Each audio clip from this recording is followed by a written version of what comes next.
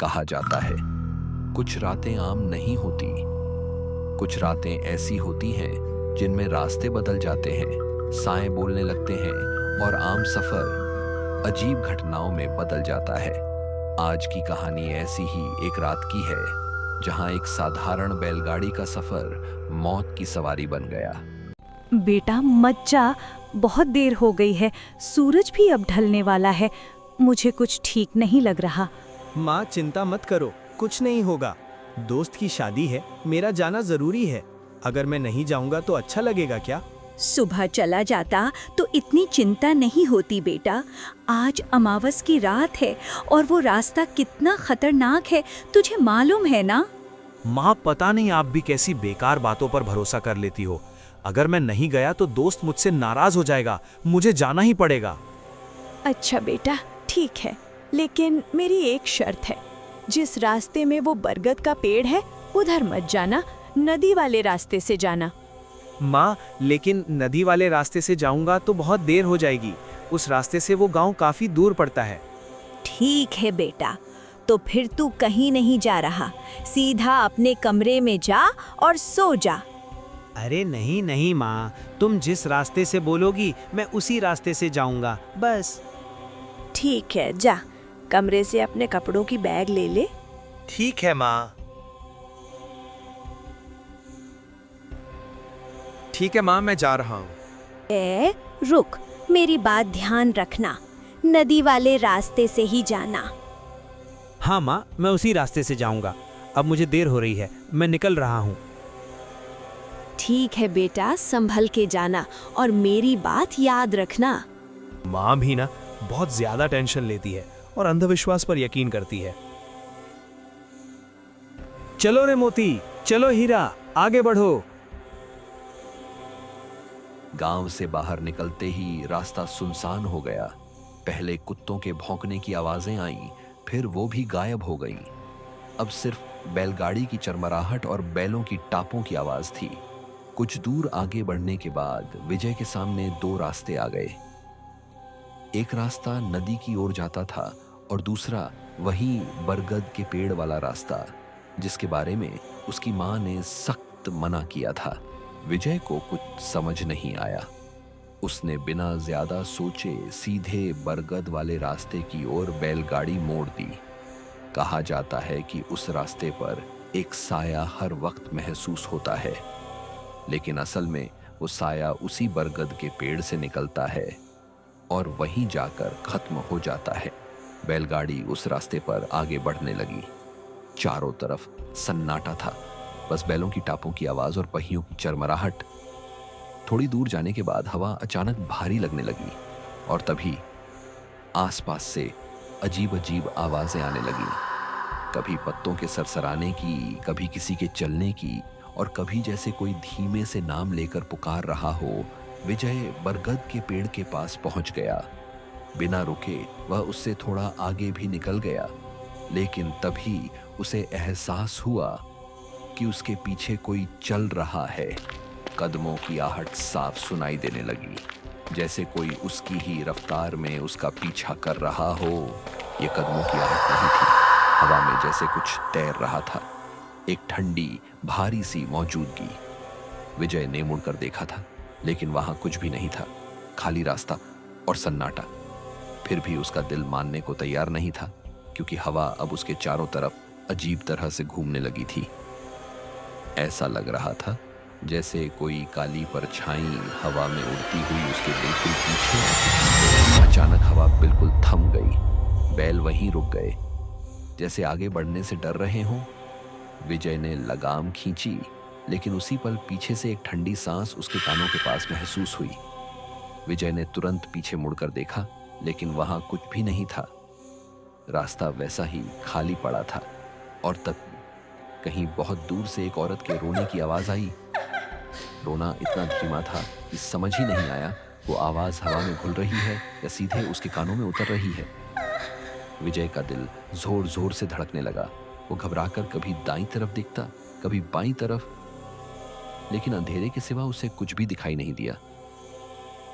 वो सोच में पड़ गया, ये आवाज़ कहाँ से रही है? इधर बैलगाड़ी पूरी तरह थम चुकी थी। दोनों बैल एक ही जगह जमे खड़े थे, जैसे आगे बढ़ने से कोई अनदेखी ताकत उन्हें रोक रही हो। विजय ने लगाम फिर खींची, लेकिन बैल एक कदम भी आगे नहीं बढ़े। बरगद का पेड़ अब काफी पीछे छूट चुका था। रास्ता सीधा था, खुला हुआ, लेकिन फिर भी विजय को लग रहा था जैसे कोई लगातार उसके पीछे चल रहा हो। उसने दोबारा पीछे मुड़कर देखा, कुछ नहीं, सिर्फ अंधेरा और दूर, बहुत दूर बरगद का साया जो अब भी उसी की तरफ फैला हुआ था। बैल अब भी एक ही जगह जमे थे, न आगे बढ़ रहे थे न पीछे हट रहे थे। तभी हवा में फिर वही हरकत हुई। ये कदमों की आहट नहीं थी, ये आवाज जमीन से नहीं, हवा से आ रही थी, जैसे कोई जमीन को छुए बिना पीछे पीछे सरक रहा हो। विजय का दिल जोर जोर से धड़कने लगा। उसने हिम्मत जुटाकर कहा, चलो आगे चलो। लेकिन उसके शब्दों के साथ ही कान के पास एक और सांस महसूस हुई, इस बार बहुत पास, इतनी पास कि विजय को लगा अगर वो अभी पीछे मुड़ा तो शायद कुछ देख लेगा। तभी एकदम पीछे की तरफ से एक औरत की जोरदार चीख गूंजी, ऐसी चीख जिसमें दर्द भी था, गुस्सा भी, और कुछ ऐसा जो इंसानी नहीं था। विजय कुछ समझ पाता उससे पहले ही दोनों बैल एक साथ बेकाबू हो गए। लगाम हाथ में थी, लेकिन अब काबू में नहीं। बैल बेतहाशा आगे की तरफ भागने लगे। बैलगाड़ी उछलने लगी, पहिए कच्चे रास्ते पर घिसटने लगे। विजय ने पूरी ताकत से लगाम खींची, रुको रुको, लेकिन बैलों की आंखों में अब डर था। पीछे मुड़कर देखने की हिम्मत विजय अब नहीं जुटा पा रहा था, क्योंकि उसे महसूस हो रहा था जो चीखी थी वो अब दौड़ नहीं रही थी, वो बैलगाड़ी के साथ साथ चल रही थी, बिना जमीन को छुए। थोड़ा आगे जाते ही विजय को महसूस हुआ बैलगाड़ी अचानक भारी हो गई है, जैसे कोई चुपचाप बैलगाड़ी के पीछे आकर बैठ गया हो। पहियों की आवाज अब पहले जैसी नहीं रही, लकड़ी दबाव में कराहने लगी। दोनों बैल चलते चलते हाँफने लगे, उनकी चाल लड़खड़ा गई। ऐसा लग रहा था जैसे वे किसी बहुत भारी चीज को खींच रहे हों।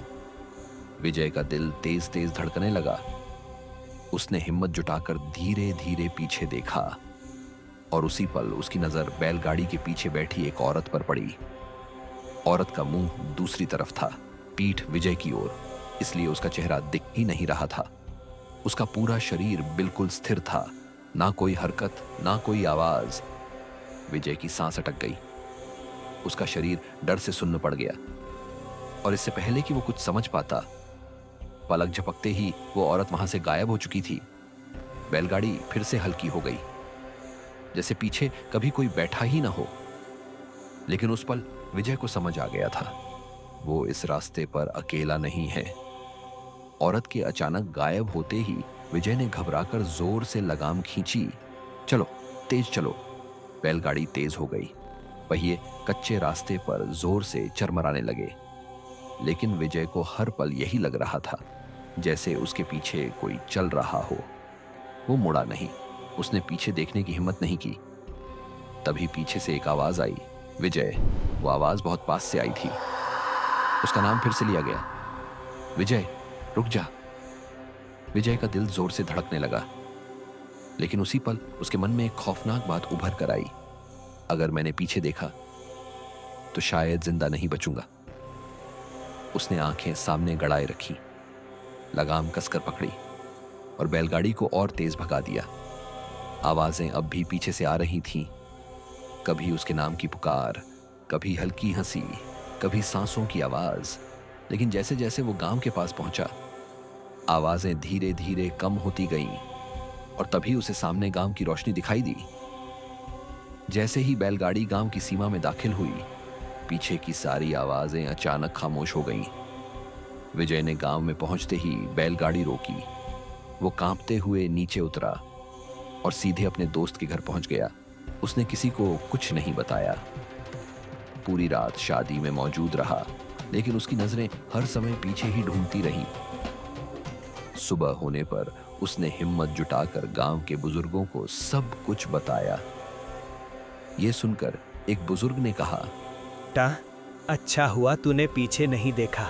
अगर उस वक्त तू पीछे पलटकर देख लेता तो आज यहाँ खड़ा नहीं होता। वो रास्ता शापित है। जो भी वहाँ पीछे मुड़कर देखता है वो जिंदा वापस नहीं लौटता। शायद उस रात तेरे साथ तेरी माँ की दुआ थी, इसीलिए तू सही सलामत उस रास्ते से निकल पाया। अब मेरी बात मान, जिंदगी में कभी भी उस रास्ते से मत जाना। को ये वीडियो अच्छी लगी हो तो लाइक और सब्सक्राइब जरूर करें और हाँ, शेयर करना मत भूलना। हम पूरी कोशिश करेंगे कि अगली बार और भी जबरदस्त एनिमेशन वीडियो लेकर आए।